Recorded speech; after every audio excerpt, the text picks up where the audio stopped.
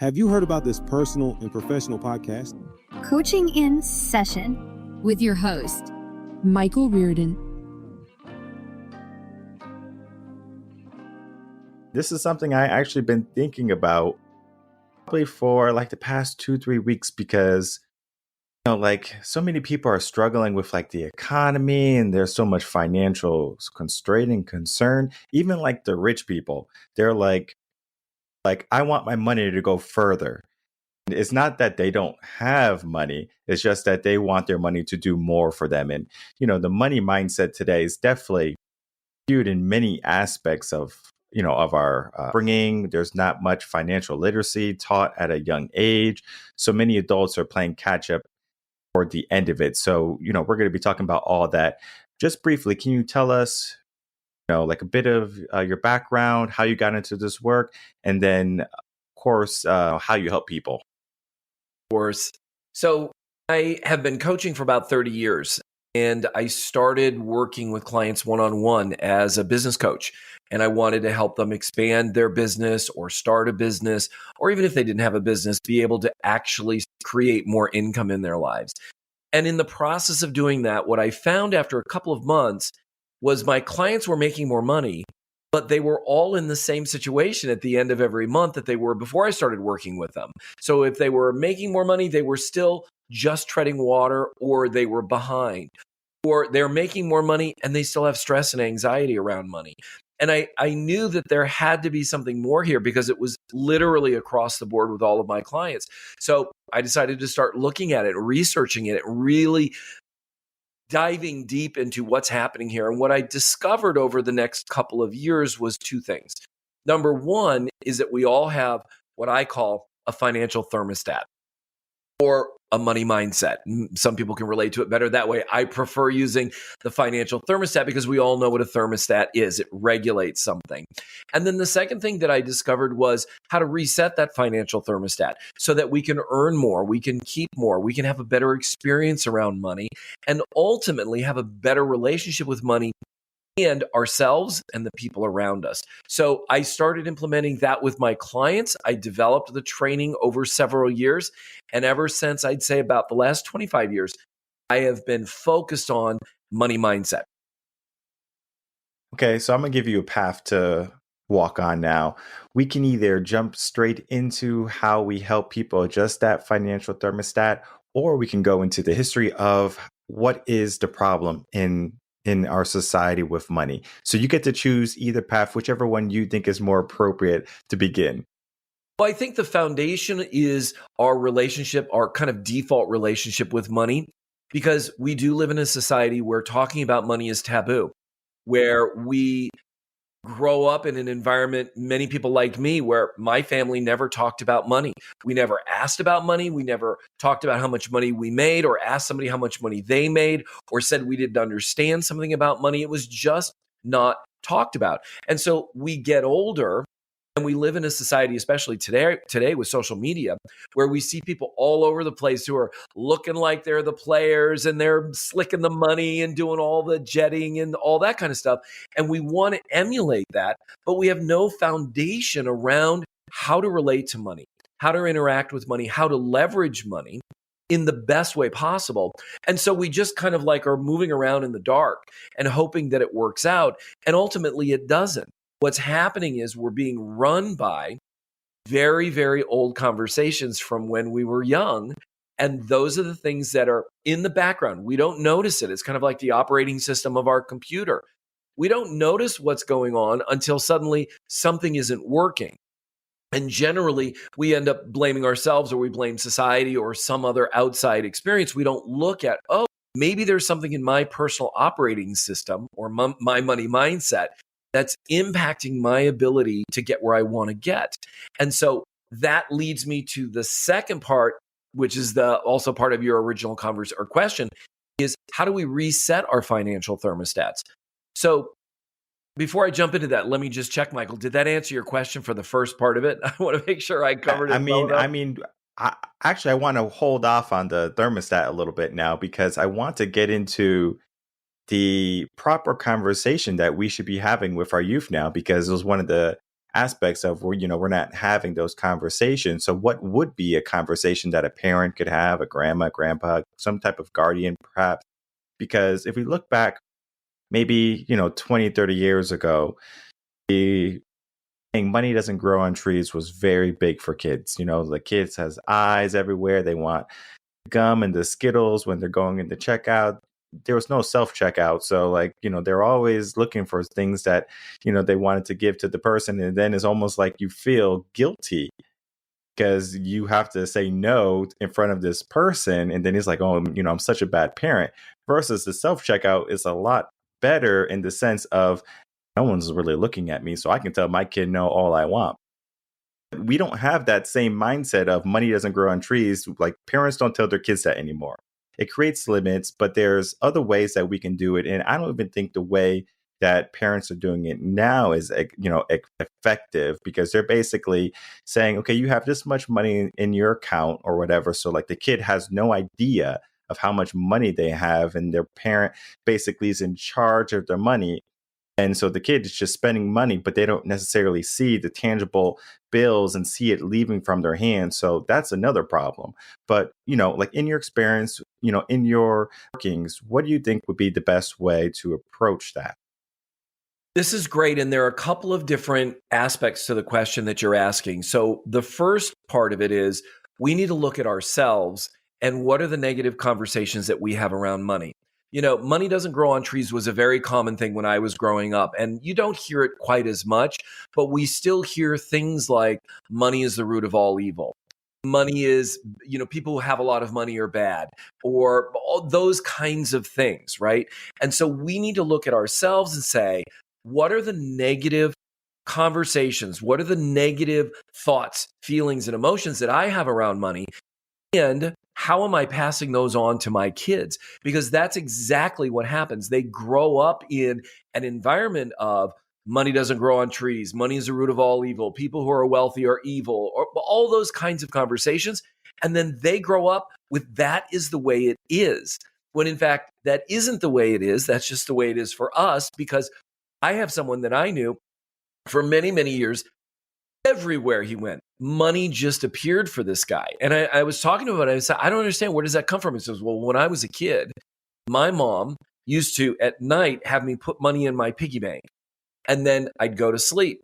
And then while I was sleeping, my mom would sneak in and put more money in. And then the next morning we woke up and I'd count it again and I'd see that I had more. And my mom would say, see, your money always grows. Now, his whole world was money always grows around me. Money always shows up around me. And that's the way it was for him. No different from somebody who says money doesn't grow on trees, or be careful, you can't afford that, because whatever those negative conversations are, we can shift that context. We can shift that mindset, and suddenly things do start to show up. Money does start to show up. We all know people like that, where if they were to trip over a bucket, the bucket would be full of money, and they would have, I don't know, some kind of lawsuit where they'd get even more money from it. Like, they just seem to fall into money. And then we know other people who, everywhere they go, it's always a hardship. It's always a problem. Money's always an issue. It has nothing to do with money or society. It has to do with our own internal financial thermostat setting. Because at the end of the day, our financial thermostats determine how much money we can earn, how much money we can keep, as well as those thoughts, feelings, and emotions around money. So we want to first look at what are our negative conversations. Then start to look at what are some positive ways we can interact with our kids around money on a regular basis. That's going to give them a framework for how they're going to interact with money. We can't tell kids that they can have anything they want, anytime they want, because there are limitations to how much money we have. We can tell them that they can achieve anything they want. They can save for anything they want. That money will flow freely and abundantly to you every single day. And then start to interact with them with money, just like my friend's mom used to do, where they're actually seeing their money. I would get them a very inexpensive jar or something that they love, where they can put their money in every day and see it growing. And then when it's time to move that money into a bank account where it's getting interest, have them go with you Have them count it out. Have them be part of that experience and take them to the bank so that they create a relationship with the people at the bank as these are the people who are the trustees of my money while it's in the bank. And here's what happens to your money when it's in the bank. It starts to grow. How does that happen? Share with them about interest and what that looks like. So we want them interacting with money in a positive way. And then to your question about, well, I want this and I want that and I want this. It's really easy to say to them, okay, great. Well, how much money do you have right now? I can get you this because I'm your mom and I want to give you something, but you want these other things, or I'm your dad, right? You can have these other things, but how much money do you have? And suddenly they start relating to it like, oh, I need to save my money up. I need to have money in order to buy the things that I want to buy, not mom and dad just buy me everything. So they start to relate to money in a way that's empowering. They start to think about it from, whoa, I may not want to just blow this on some gum or this because I want something better than that. So I'm going to start saving it over time. And then every time they purchase something, celebrate it, appreciate what that money provided for them so that they have a much greater appreciation for money as well as the thing that they acquired. And then they also get really clear about what money can and cannot provide in our lives. Spot on. You might think that money is the problem and we're younger because we're like, oh, we don't have enough money. I can't buy my PlayStation. I can't buy my Xbox. And what it does is, it creates a broken adult later on because now they're trying to get all of these materialistic things because they think that's going to bring them happiness. And we were young. We would go out, play, run, use our imagination. Today, most of the kids are inside, and we have multiple parks where I live. We have a huge park over in Round Rock, Old Settlers, is right by the Dell Diamond baseball field, and a huge sport complex. And every weekend, there's so many parents there. But it's funny because Round Rock has some of the best schools in the whole entire nation. I know there's way more kids than that, so when I go there and I see maybe a couple hundred kids, probably like school or, like a couple of classes from a school, I'm thinking like, where is everyone else? This park should be packed. And I understand, there's certain events sometimes they have soccer. Typically the parents are all taking their kids to soccer or baseball or something like that. But when it comes to free play and just being kids, it's like, you don't have to worry about that. It's like we're giving kids adult problems and we don't necessarily even realize that. And then as we become adults and we now have adult problems with money, it's like, well, I'm just not equipped for that. And most people are not equipped to handle many things. Like we can even go basic. Let's go bare bone basic. Someone was stranded. A desert island. Could they survive? They don't know how to fish. They don't know how to start a fire. It's like we are losing our roots. And the more, I guess you can say we go away from our roots, it's more difficult to find connection. And, social media, all of these things, it might be really good, but we're living in the most disconnected time. And I'm just going to say this because I have been talking about this book, and it's called The Price of Privilege. A wonderful book. I encourage every parent to read this book because it talks about how affluent parents are able to buy all of their kids everything, and their kids are growing up with all of this money, and there's no concerns for money. And basically, they're talking about how by adolescence age, 11, 12, 13, around there, how the kids are unhappy and disconnected. And you would think like, since I have all of this money, since I'm doing responsibility to make sure that they're well taken care of, we get away from our roots. And I think money is a tool, not so much of a means to an end. Like if I have money, I'm going to be happy. Money might be able to take me on a vacation. It's going to be able to be a trade to get me the food. I mean, I grow my own food too. We are living in a very different time. So the thermostat many people are living in is, is almost corrupted. So think of like a Google thermostat or a Nest thermostat. It's all electronic now. Like even my thermostat is a Honeywell one. So we don't live with those old thermostats where you had to like kind of move the dial Dial. left and right. We are living in an age of technology, but that technology can sometimes be corrupted. It can be skewed. And now we have to look at that thermostat to see if there's some type of malware, if there's some type of spam in there that's, stopping us from really seeing the true picture, because we can look at the thermostat, it says 74, but there could be like a malfunction in the technology. So we have to look deeper. We have to get to the roots. So as we are going now, let's look at how do we adjust that financial thermostat? You mentioned something really important before I get into that, because you're at the crux of, I think, what we're dealing with as a society, because we were talking about being disengaged from each other because we've got social media, because we've got so much technology. We're experiencing a breakdown in our ability to relate to each other in a civilized way. We if we don't like something, we just shut off or block them. We just delete them or block them. That's it. But when we're face to face with someone and we're having a disagreement, we can't just block them, and so we end up having these real issues, and we can see it across society. Well, the same is true for money. We are so distant from our money. We're so divorced from actually interacting with cash, because we can tap pay for something on our phone. We can just take our credit out and tap pay. Even in Vegas, which is where I live, you can go into a slot machine and you can put in a ticket from a previous play and never even see money, right? So we're so divorced from our relationship to money, and it's damaging our ability to relate to money. And I always like to say, if we look at relating to money in the same way that we would look at relating to a significant other, we will start to see a whole new way of relating to money. So if you were with your significant other and you said, well, you need to be here when I want you. I have to have enough of you to get whatever I want. I want to show you off to everybody. And then when I don't need you, I'm just going to completely ignore you. I'm not even going to think about you. Well, that relationship is not going to last very long. But that's the way we relate to money on a regular basis. We demand that it's there when we want it. We're upset when it's not.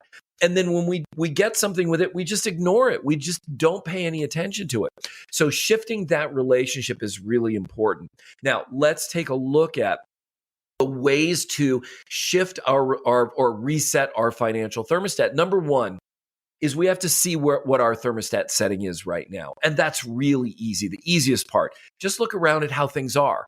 Are you somebody who can earn lots of money, but you just can't hold on to it? It just disappears. It's always, where'd my money go? How many people how many of your viewers are thinking that, God, I just don't know where my money goes every single month? Well, that's a setting of your financial thermostat. Another setting is you're able to make lots of money. You're able to keep lots of money, but you're miserable. You're just miserable.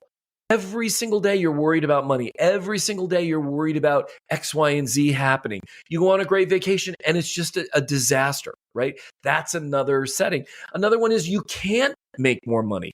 You keep trying. You keep doing everything you want or know to make more money. You can't break through that ceiling. Those are all signs of what your financial thermostat setting is. And until we reset it, we're never going to be able to break through that. It's the reason we see so many lotto winners go broke within the first 5 years. I think it's between 70 and 80%. We see major league players, professional football players go bankrupt after making hundreds of millions of dollars in some cases shortly after they retire. Why is this? Their financial thermostats were not set up to manage that kind of money.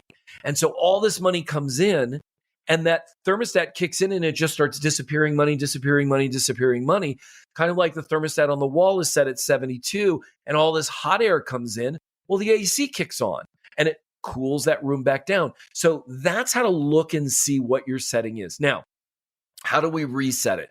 There are many ways to do this, but the first thing that you can do is look at how money flows. So money is a currency. And as a currency, it flows like a current, like water or air or electricity. However, it has a unique way in which it flows. And that unique way is that it flows in a circle. So it flows to us, through us, and then away from us, and then back around to us, through us, and away from us. And then there's this reservoir on the side that we get to keep. So that's how money flows. It's this energy that flows in a circle. We intersect that circle, and then there's a reservoir on the side that we get to keep. Now, because money flows in this circle, blocks anywhere in that flow are blocks everywhere in the flow. So a block in the flow of money coming to you stops money flowing away from you, which ultimately stops money flowing back around to you. And at the end of the day, that reservoir on the side that we get to keep. And the same thing is true for money flowing away from us. So what do blocks in the flow of money coming to us look like? Well, we talked about some of them earlier on. Look like money is the root of all evil. Money doesn't grow on trees. It can look like I hate my boss or I hate the wealthy. Any one of those things are all going to be blocks in the flow of money coming to you. So if you hate the wealthy, you are basically crippling yourself to ever becoming wealthy. Now, some people may say, well, I don't want to be that wealthy. The universe doesn't distinguish between that wealthy or this wealthy. If I give you a penny, you are wealthier than you were before I gave you the penny. And that means any kind of wealth is now blocked. You are cutting yourself off with that block. Then the blocks in the flow of money going away from you are things like, I hate paying my bills on time. I never pay my bills on time. I want to hold on to that money. I don't pay people on time. I don't want to pay them on time. I don't want to pay them at all because they've done the work, but I want to hold on to that money as long as possible. Hating to pay your taxes, hating to make your payroll if you're a business owner, those kinds of things. These are all blocks in the flow of money going away from us. So what we want to do is we want to clear those blocks. And there's a very, very simple process that we do to clear these blocks. Number one, you have to acknowledge it. You have to notice the block and you have to acknowledge it. Money is the root of all evil. Yes, I've had that conversation for 35 years. I totally get it. That's my conversation. I can own that I have that conversation. That takes the power of that conversation away. Then what we do is we let it go. We actually give it up. And we can say, whether you believe in God or the universe or the trees outside or nothing at all, I give that conversation up. I turn it over and surrender it into the care of blah, blah, blah, blah. And it is no longer mine. It no longer has dominion over me. It no longer has power over me. I let go of that conversation. And you'll feel at some point as you're doing that, and you have to do that out loud. You cannot do it in your head. You've got to do this out loud. You'll feel a sense of relief or release, like, wow, I could actually feel that kind of lightening up, right? And in that moment, the third step is create what money is for you right now. As a created conversation, money flows to me abundantly and freely every single day. That's just one example. Whatever it is for you, and you always want it in the positive, not in the negative. Sometimes people will say, I don't want to stress about money anymore. Well, when we declare that, what we're declaring is that we don't want to stress about money anymore, and stress and money become the focus of our conversation, and you're just going to have more stress around money. So you want it always in the positive.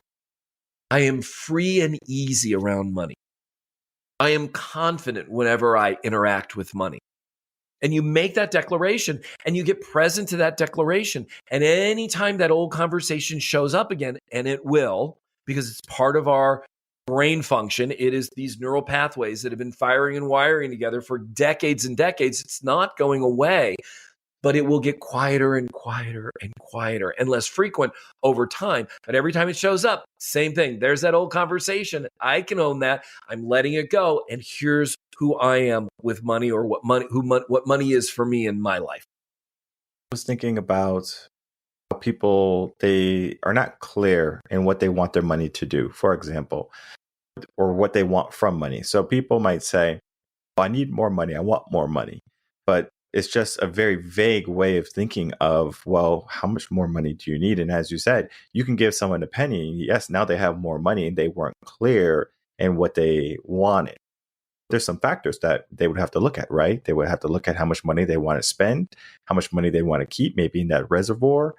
And then from there, it's like, okay, this is how much more money I have to make. And then they have to figure out, how can I get that money, right? Do I have to start another business? Do I have to work more hours, trade time for money?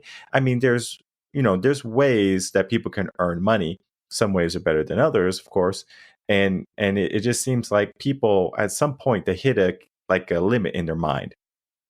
They say, I just don't have any more time. You get this a lot with single moms. They are so stressed, they're overwhelmed, they have to take care of the kid, children, they have to make ends meet, pay the bills and everything. And it's like they don't have any time. So typically, oftentimes, they sacrifice their health because they're trying to get more time in their day to do the things, and they are barely breaking even. And one of the things they say is just like, need some more money. And not being clear is one of the factors that's stopping them from getting more money, because it's like, well, how much do you need? Have you, looked at the settings, and have you been saying, okay, this is where I'm at. Okay, I don't have any money in the reservoir anymore, or something along those lines. People just kind of, are super vague about money. Do you find that if people can be more deliberate in exactly what they want with money, that they're going to get it more readily? Or is it something that it just depends on the personality of the person, like if they're a growth-minded person versus a fixed-minded person? Yeah, we can't hit a target that we don't know exists. We just can't. And this is where many people are struggling. Just like you said, it's twofold. One is most people have no idea how much money they spend every month and on what. They just have no idea. And that's one of the first things I have people I work with do is account for every penny that they spend over the course of a month or two, so that they can really get clear about where their money's going. And 99% of the people I work with are shocked when they get clear about where they're spending their money, because they're not thinking about it. And I'm not saying that they're being irresponsible or anything like that. All I'm saying is they have no idea where their money's going, and so they have no choice in the matter. They're just leaving it up to the way it's been. And suddenly they start realizing, whoa, I bought this streaming and I've been paying for it and I never even use it. Or I go to Starbucks 6 times a week and I don't even need to anymore. They have all these different things that they start to see that now empowers them to make a choice. Where do I want to flow that money? Do I want to keep going to Starbucks? Great. Then keep going to Starbucks, but know that that's where you're flowing your money rather than it being by default. And then the second thing is, how much money do you want for each one of those things? What are your targets? And you can create a target for all of them. If you, want to go on vacation every year, you should create a target for how much money you want to save for vacation every year. You should create a target for how much money you need for your mortgage or your rent, your insurance, health insurance, property insurance, car insurance, gas, groceries. Every single one of those items should have a target. And you should shoot for hitting that target every single month. And we don't change the target every month. Even if we start making more money, we don't change the target, because a moving target is much harder to hit. If I set the target at this, look, I can tell you exactly what I'm going to spend on groceries every single month. It's just easy. Same thing with gas. Same thing with all the things in my life. I'm very, very clear about what it is I'm spending and why. And that gives me the power to know how much money I need to bring in.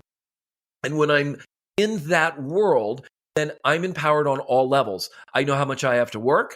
I'm not trading hours for dollars. I am actually living in a world of prosperity where I know I'm bringing in this money. And as I'm bringing in this money, it's actually paying for my home. It's paying for my car. It's paying for that vacation I'm going on later on in the year. And all of these things are really amazing things that source me.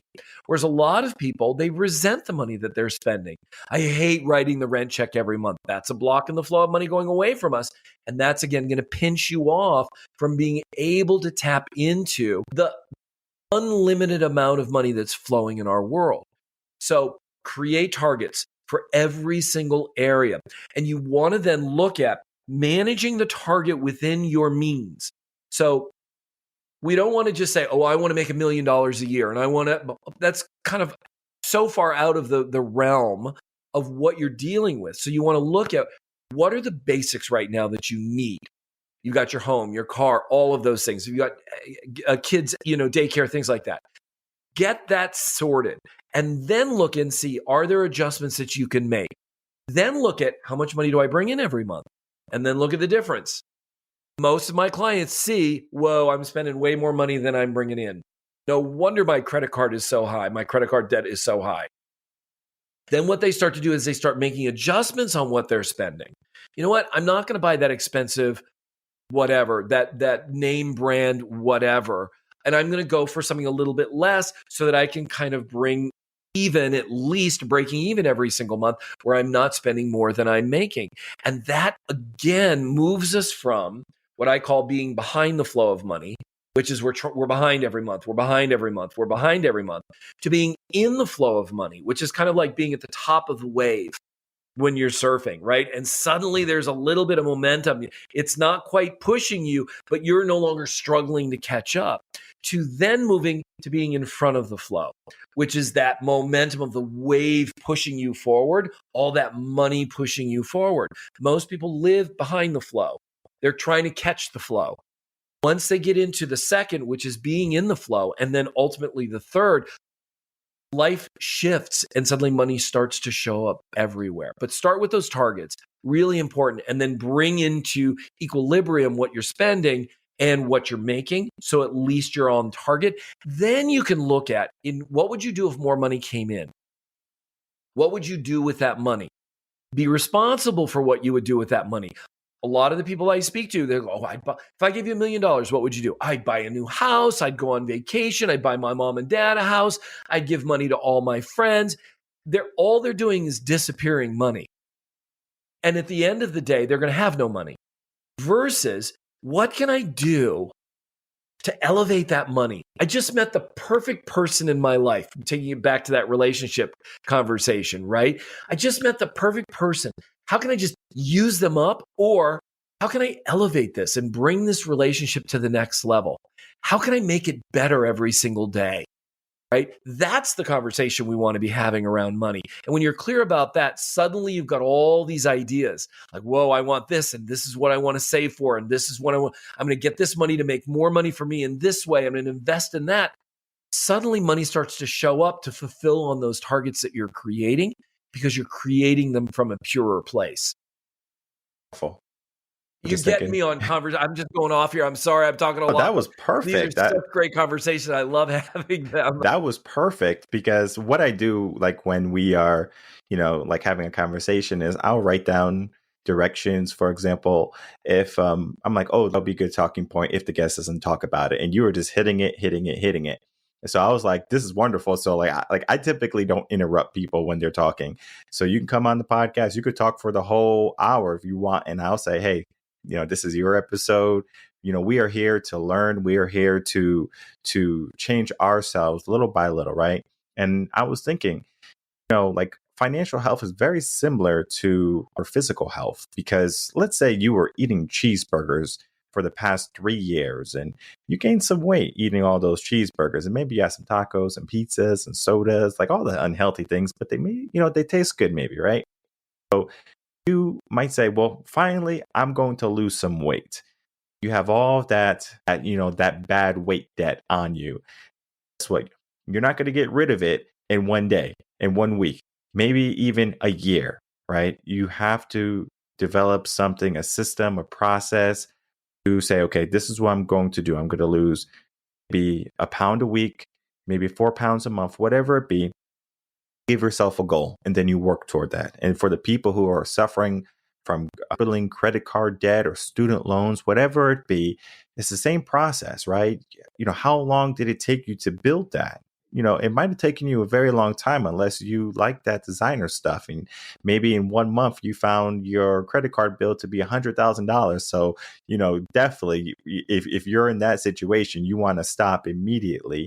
Versus, like the people who are just doing it and they don't necessarily know, because it's so little. It's like a drip. People don't necessarily worry about like a leak in the ceiling until it becomes a flood. So if you're in that flood, if you are in that overwhelm of what's happening in your life, I encourage you to look at your situation and then take those steps to healing and recovering, if you want to call it that. Like I said, it's not so much of in one day or in one episode, everything is going to magically fix. Like you have to give yourself the mindset that I am going to work on this. I am going to adjust. I am going to change the settings. And from there, that's when you start to see some progress. And I understand people want instant now, like Amazon, same day shipping, give it to me, baby. But we need to learn patience once more. We need to understand that things take time. If you plant a seed in the soil, it's going to take time, but yet we can just go to the grocery store and buy the tomato or buy the pepper or whatever, right? So we have to get back to, our roots, as I said earlier, and get back to, where we can be comfortable with our lifestyle. If you want to live in a luxurious type of lifestyle, sure, we have to elevate our lifestyle too, our income. That's not for everybody. Now, so many people who have plenty of money, but they don't want to spend it. And then there's people who don't have any money and they want to spend all of it.